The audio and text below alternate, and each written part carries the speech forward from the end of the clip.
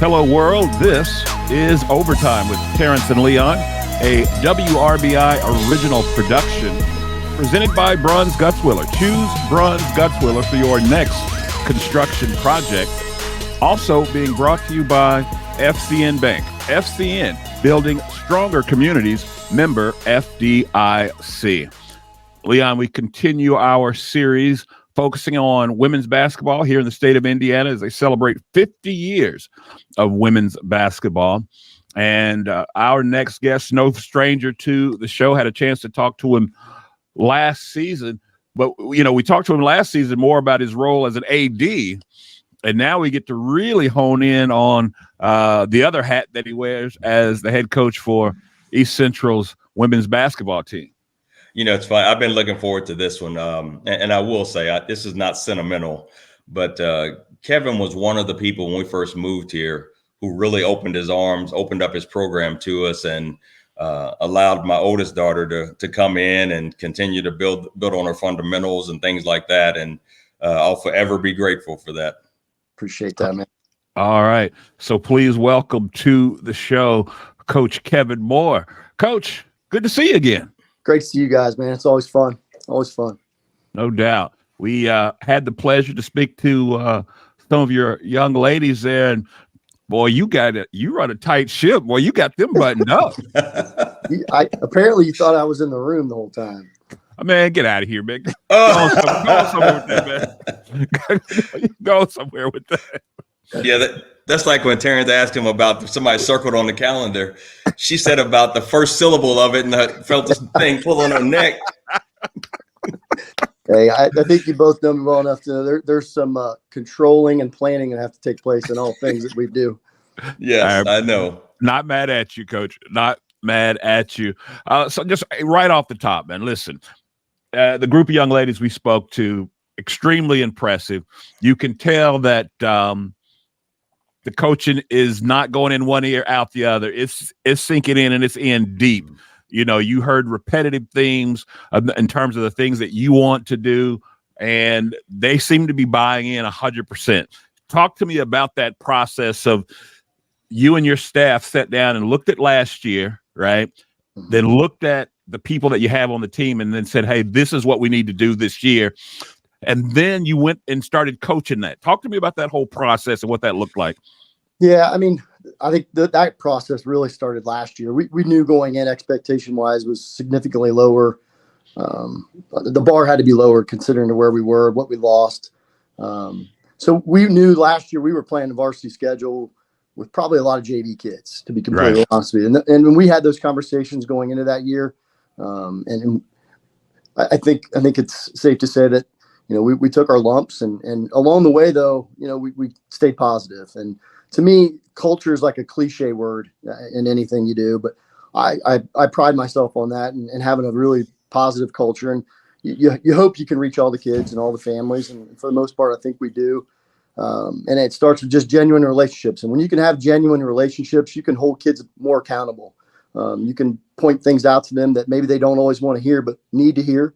And we did that last year. We had a lot of really, really in-depth film sessions, broke things down. We continued that into the summer.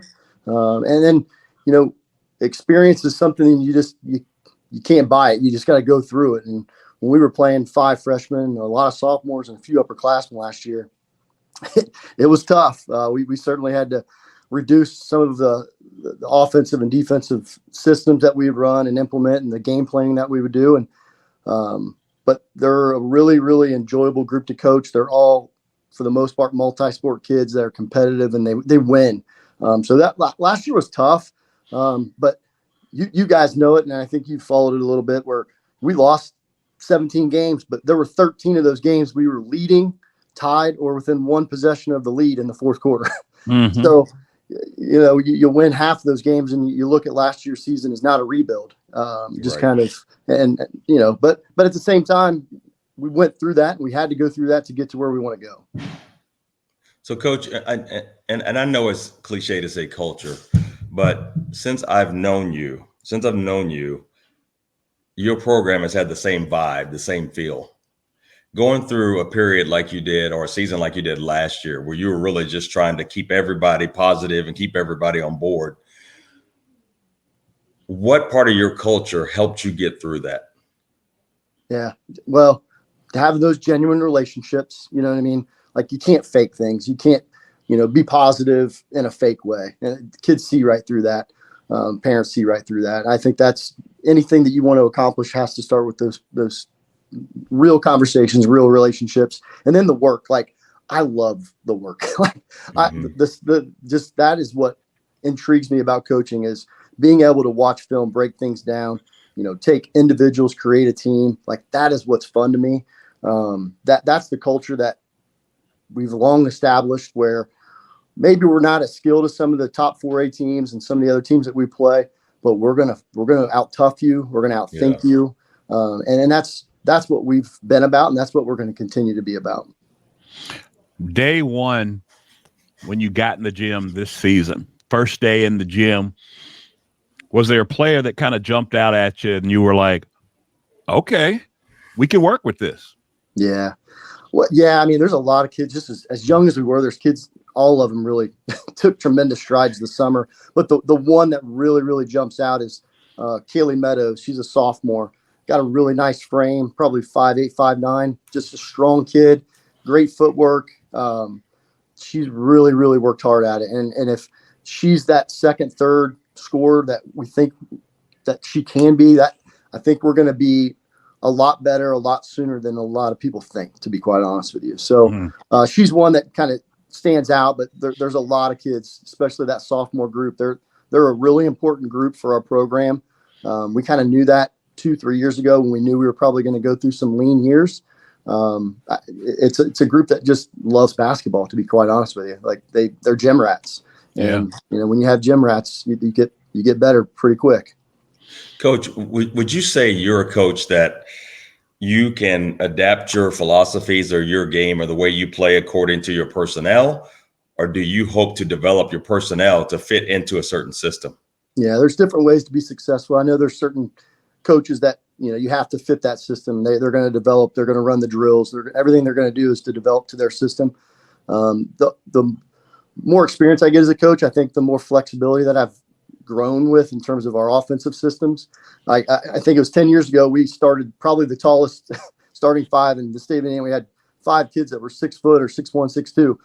There was things that we couldn't do with that lineup that we could have done with, lineups before them. So I think, we're probably a more perimeter-based program now than we have in the past, just because, for the longest time there, we had a back-to-the-basket player that we could throw the ball into. And we tried to play through the post, and we don't have that right now. I mean, Tegan's a good post player for us, so is Kylie Kelsey, but they're more face-up, mid-post catch kids that can stretch their, to the three-point line. So we definitely morph our philosophy to the skill set that we have, and then we try to utilize that to the best we can. And Coach, when you talk about, being a perimeter team, the one thing I do know with Tegan, there's no layups. No. There's no layups with Tegan. That's right. And she's a kid that's really important to what we want to do defensively. We switch everything we have for years and years. And when you have a post player that moves laterally as well as she does and gets up and down the floor and contests shots, that allows you to do that. We haven't always had that. So we're really fortunate to have kids that are able to switch everything. So again, Coach, one of the reasons we wanted to catch up with you and your program is kind of in response to this 50 years of women's basketball in the state of Indiana. Yeah. Coach, you've been doing this for a hot minute, not 50 years, but you've been doing it for a hot minute. How, in your opinion, how has the girls' game changed since you've been involved with it? Yeah. So my first year with female basketball would have been in like 2008 as an assistant coach. And, I'm 25, 26 years old, and I'm already thinking I should be a boys varsity basketball coach at that age. And, I at that time, I couldn't wait to get to the boys side. Yeah. But it didn't take long for me to realize that, it's just basketball. Just because they're females doesn't mean they're not just as skilled. Maybe it's not above the rim as it is in the men's game. It's, obviously more grounded. But there's a lot more coaching involved because, while we do have athletes on the female side, they're not quite as athletic as the guys. They're not jumping out of the gym. They're not, obviously running as fast. So I enjoy that aspect of it. The thing that has changed the most is the off-season stuff. The individual trainers, the AAU club nature is certainly morphed. Girls basketball, I don't think it's quite to the volleyball soccer level yet in terms of club. Yeah. Because that's a lot more regionally based. I think in Indiana, the majority of our kids that play AAU, they're traveling to Indy. That's a big commitment. And Sure. That to me is really what's changed. So when I started in 2010 as the varsity coach, we maybe had one kid play AAU. Wow. And now we've got, from top to bottom, we're probably 10, 15 deep in our high school and middle school programs that are committing, to playing AAU basketball. And that's important. I mean, it's getting you that experience that otherwise you wouldn't get. Yeah.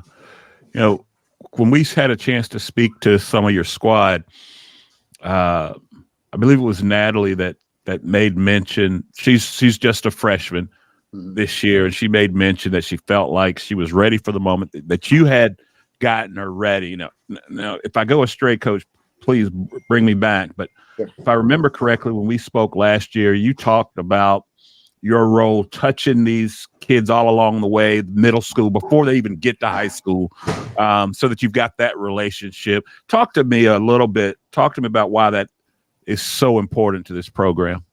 Yeah, it's kind of a twofold thing. Obviously, we want really good athletes. We want kids that are committed, families are committed. And the earlier you can create those relationships with those people, the better. But I just love hoops. I just love being in the gym. So like Saturday, we had over 100 kids here, 4th, 5th, and then 6th, 7th, and 8th grade in our Future Trojans League is what we call it. We have enough kids of our own that we don't have to do travel teams right away. We have our own in-house league, which there's probably not a lot of schools that can say that. No. So being able to see them, we invite them to our summer practices. Like when you come to East Central for a girls practice in the summer, you're going to see kids all the way down to 5th grade, all the way to the seniors in the same gym together. That's what kind of Anna Black was talking about earlier when I wasn't in the room, about just that culture of being together and having those relationships. And our older kids coach the younger kids. So in our Future Trojans League, our varsity players volunteer their time and they go down and coach 4th, 5th grade kids and younger. That's cool to me. And that's the culture that we try to establish. And I think that's why we have so many kids that want to play basketball here. So, okay. So you wouldn't let the girls answer this.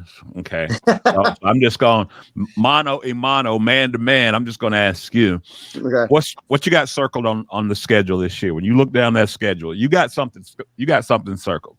Well, I'll be honest with you. Last year, if teams were going to get us, I thought last year was the year that they were going to have to get us. Yeah. I'm not going to say that there's one team, because there's several that got us that I will not forget. We'll put it that way. But my favorite game is the next game. To me, honestly, I love the competition aspect of it. I love the preparation. The first games are my least favorite game because there's not film on a team. Right. I'm not breaking down a film. We're basing things on things that we knew from them last year. So sure. I wouldn't say that there's one single game. I mean, I'm a very competitive person. I want to win every game that we play. But there are a certain few that certainly have my eye. I like the fact that you kept receipts, Coach. That's a like good way of saying it.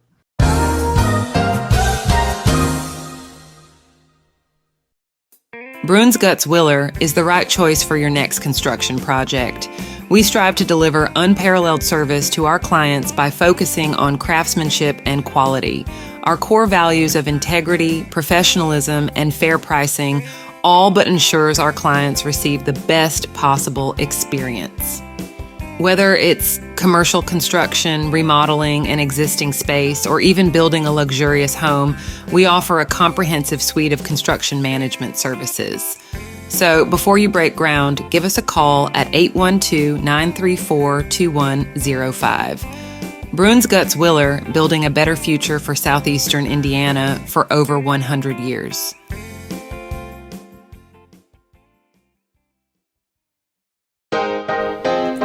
Leon, one of the things that I like most about working and living in Batesville, it's the community. Batesville has a little something for everyone, and FCN Bank is the exact same way. Whether it's my personal or business needs, FCN offered me an array of banking products and services that would fit my every banking need. Don't take my word for it. You should check it out yourself at www.fcnbank.com. FCN Bank, building stronger communities. Member FDIC.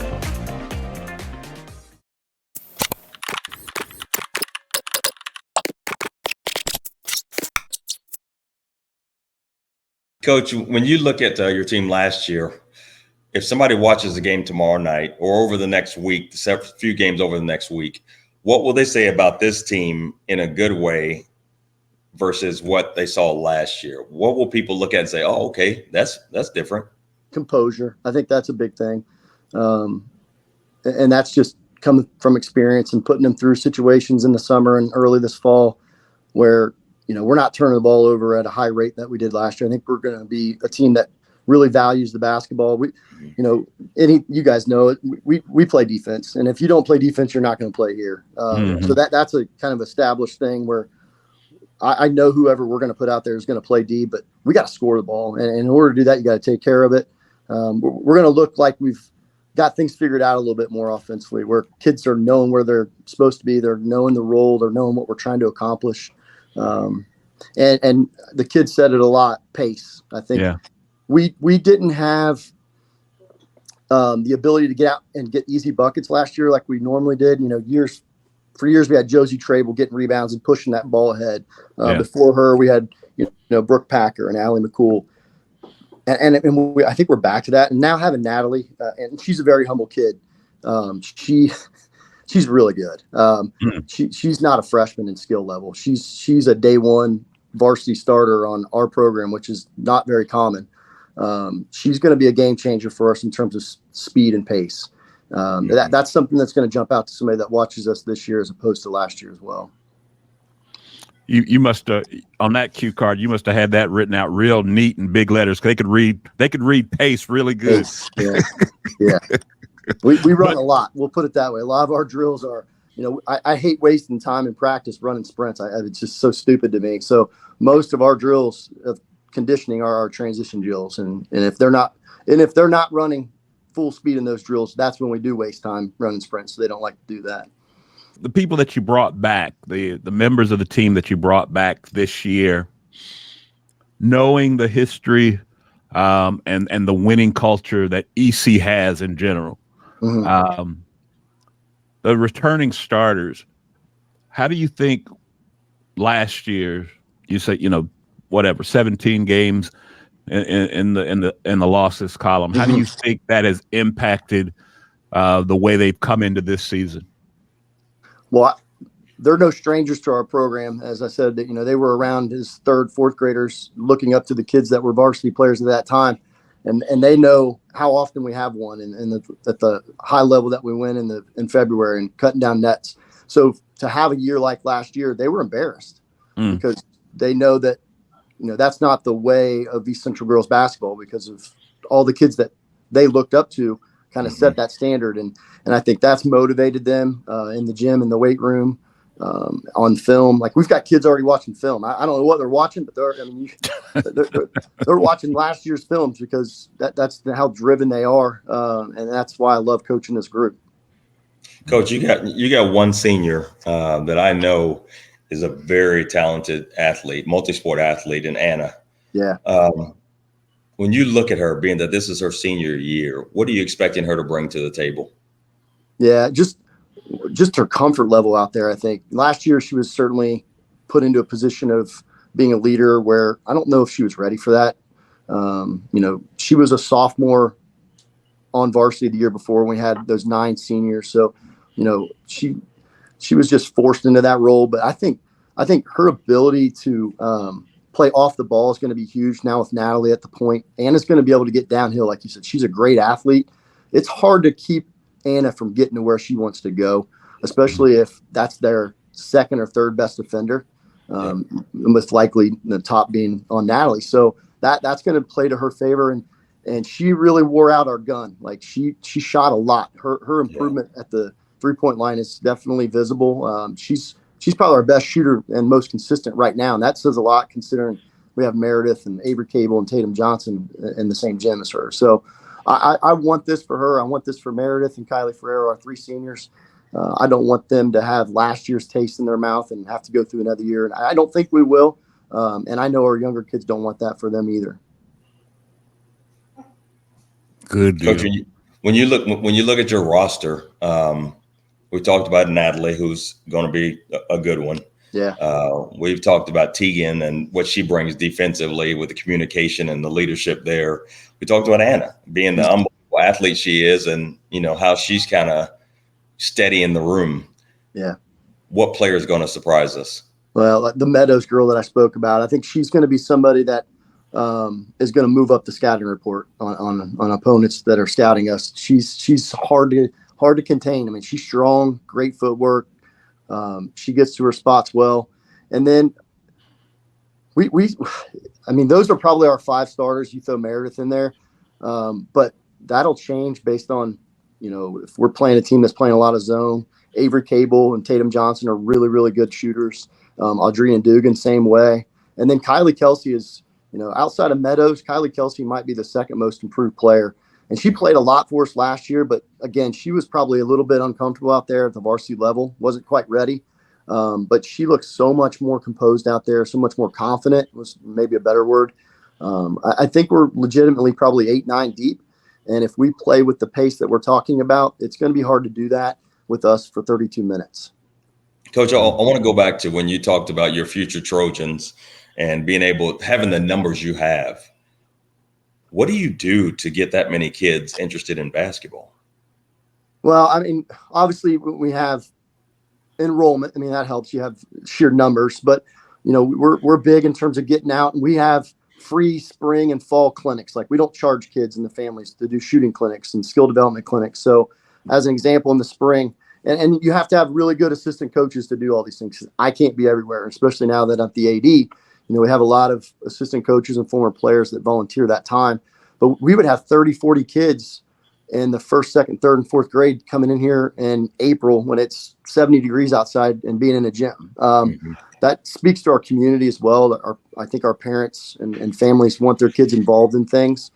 And then when they see how serious we are about their kids and wanting the best for them and pushing them and helping them be better, they bring them back. And then the word of mouth and social media has obviously changed things. We try to promote our program as best we can on Facebook and Twitter and all those good things. So just make it a friendly and inviting environment. And it's not for everybody. You lose kids along the way, you lose families along the way, and that's just the attrition rate that happens in sports. But we do our best to keep the ones that we want to keep. Coach, in your dual role as athletic director and the head girls coach, how have you had to change, being that you have to wear an AD hat and you got to try to wear a girls basketball hat versus when you were before just the girls basketball coach and that was it? What have you had to change as a coach in order to make this work? Not a whole lot. And I say that in saying that if you're going to be a varsity basketball coach and an AD, the winter is probably the easiest to do it. Mm-hmm. It's a more drawn out calendar because you have 4 months as opposed to 2. When the fall and the spring, you're condensed into a 2-month schedule. And there's more sports in that time. So, in the fall and the spring, that's been a little more difficult for me on the basketball side, where I may have to miss some spring open gyms or fall open gyms, but having, Coach Teasing, Coach Folke, those guys, Coach Baker, Shaver, and the younger girls that have come back, that certainly has helped. But from a philosophy standpoint, not a lot has changed. I would, even before being the AD, I would go out and watch the softball team, the soccer team. I was the chain gang on the football team. I was just, you could see me at a lot of sporting events because I love watching kids compete. I love supporting our programs. And now that I'm the AD, the competitor in me wants all of our programs to do well. So I've really, really been pushing the multi-sport athlete thing.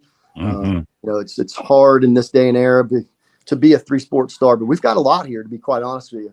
Yeah. We really want a lot of 2-sport kids. And then if we can continue to have those 3 sport kids. That's important for, our girls tennis team, our swim team, and the sports that maybe are on the back page of the newspaper as opposed to the front page, because we want to win those too. Yeah. All right, Coach. You're gonna have to give us the keys, or at least give us a peek up under the tent behind the velvet rope, however you want to say it.